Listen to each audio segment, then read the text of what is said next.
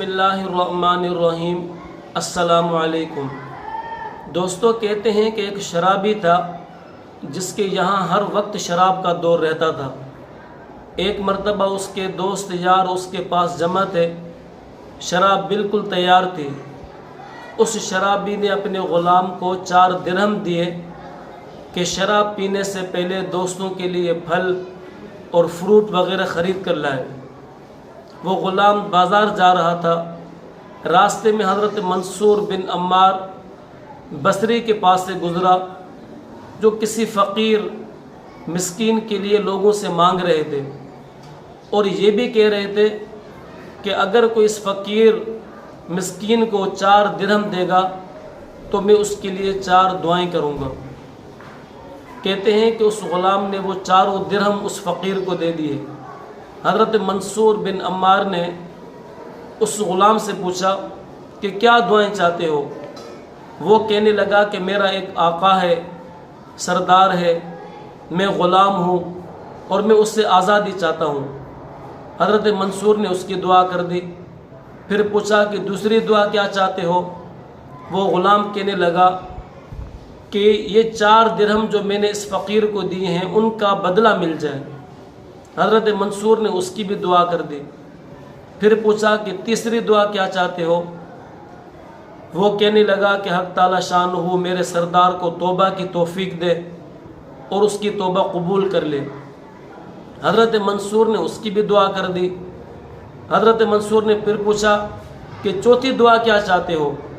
وہ کہنے لگا کہ حق تعالی شانہ میرے سردار کی، آپ کی اور اس سارے مجمع کی مغفرت فرما دے۔ منصور نے اس کی بھی دعا کر دی۔ اب یہ غلام خالی ہاتھ گھر کی طرف چل پڑا۔ اس کے دل میں یہ خیال آیا کہ میرا سردار زیادہ سے زیادہ مجھے مارے گا اور کیا ہوگا۔ جب گھر پہنچا تو سردار جو پہلے ہی اس کے انتظار میں موجود تھا، دیکھتے ہی پوچھا کہ تم خالی وہ ہاتھ واپس آ گئے اور تم نے اتنی دیر کیوں کر دی؟ اس غلام نے وہ سارا قصہ بیان کیا۔ کہتے ہیں کہ سردار نے ان دعاؤں کی برکت سے بجائے خفا ہونے اور مارنے کے اس سے پوچھا کہ منصور سے کیا دعائیں کروائی؟ تو وہ غلام کہنے لگا کہ میں نے پہلے یہ دعا کروائی کہ میں غلامی سے آزادی چاہتا ہوں، میرا سردار مجھے آزاد کر دے۔ اس سردار نے کہا کہ میں نے تمہیں آزاد کر دیا۔ پھر پوچھا کہ دوسری دعا کیا تھی؟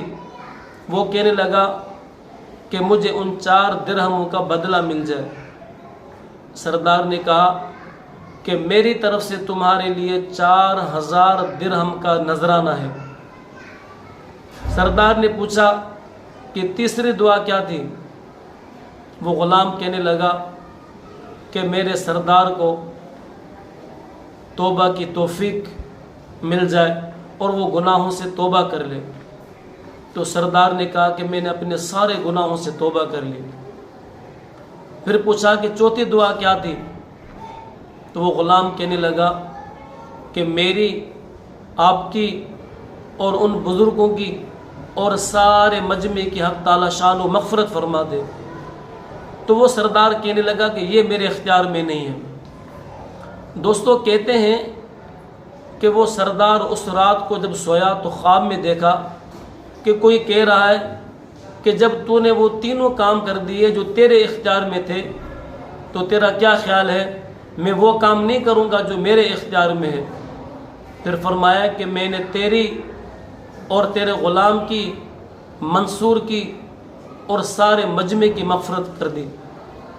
دوستو، ہمیں اللہ کی ذات سے کبھی بھی نا امید نہیں ہونا چاہیے۔ نا امید کفر ہے۔ جب بھی کسی چیز کی ضرورت پیش آئے، جب بھی پریشانی ہو، جب بھی کوئی حال آئے اور کوئی مصیبت آئے تو اس کریم ذات سے مانگنا چاہیے۔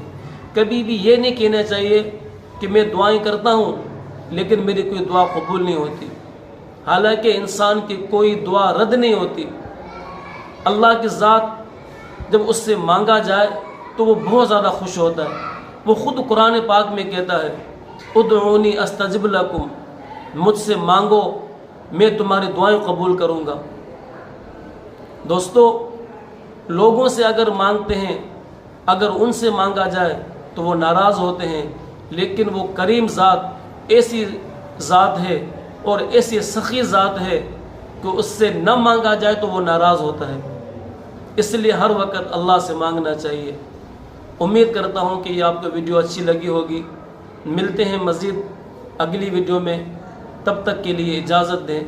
اللہ نگہبان۔